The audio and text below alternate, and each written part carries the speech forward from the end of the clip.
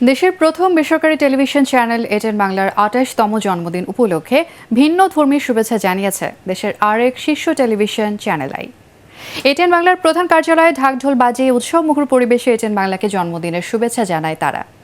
Channel আইয়ের এই ভালোবাসায় মুগ্ধ হয়ে সামনের দিনগুলোতে একসাথে কাজ করার প্রত্যয় ব্যক্ত করেন এটিএন বাংলার চেয়ারম্যান ডক্টর মাহফুজুর রহমান। এ সময় তিনি বেসরকারি টেলিভিশন চ্যানেল বাঁচাতে দেশের টিভি চ্যানেলগুলোকে পে চ্যানেল করার দাবি জানান। আরও জানাচ্ছেন খায়রুল ইসলাম।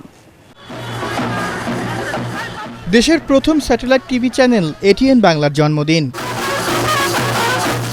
তাই সকাল থেকেই শুভেচ্ছা জানাতে এটিএন বাংলার প্রধান কার্যালয়ে আসে বিভিন্ন television channel, media house, television ব্যক্তিত্ব সহ শুভানুধ্যায়ীরা।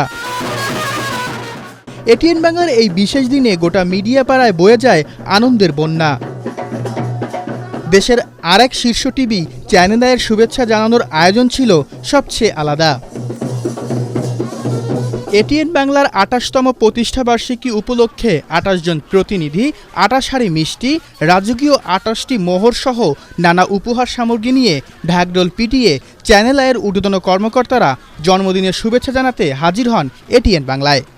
গৌরবে বলছি যে আমরা ভালো করছি এবং এটিএন বাংলা বাংলাদেশের প্রথম চ্যানেল আমরা বলবো। এবার আমরা এখন চ্যানেল আই বলি, ডিজিটাল চ্যানেল। আমরা প্রথম বলে কিছু নেই, আসলে এটিএন বাংলা চেয়ারম্যানের পাশে কথা বলছি এবং উনি ওনার নেতৃত্বে এতগুলো বছর পাড়ি দিয়েছে, ২৮ বছর। এটি বাংলাদেশের স্যাটেলাইট চ্যানেল ইতিহাসে একটি বিরল ঘটনা। আমাদের অভিভাবক ফরিদুর রেজা সাগর এখন বিদেশে আছেন, কিন্তু তিনি প্রতিটা ক্ষণে এটিএন বাংলার এই যে জন্মদিনের অনুষ্ঠান, এই অনুষ্ঠানে এই যে আমরা উপহার নিয়ে আসবো, সবকিছু মিলিয়ে উনি বারবার তদারকি করছেন এবং বারবার জিজ্ঞেস করছেন আমরা সেখানে গিয়েছি কিনা। নিজের প্রতিষ্ঠানের এই বিশেষ দিনে দীর্ঘদিনের সহযোদ্ধা চ্যানেল আইয়ের ভিন্নধর্মী আয়োজনে ধন্যবাদ জানান এটিএন বাংলার চেয়ারম্যান ডক্টর মাহফুজুর রহমান। সাগর ভাইকে আমার আন্তরিক ধন্যবাদ আমার পক্ষ থেকে, এটিএন বাংলার পক্ষ থেকে।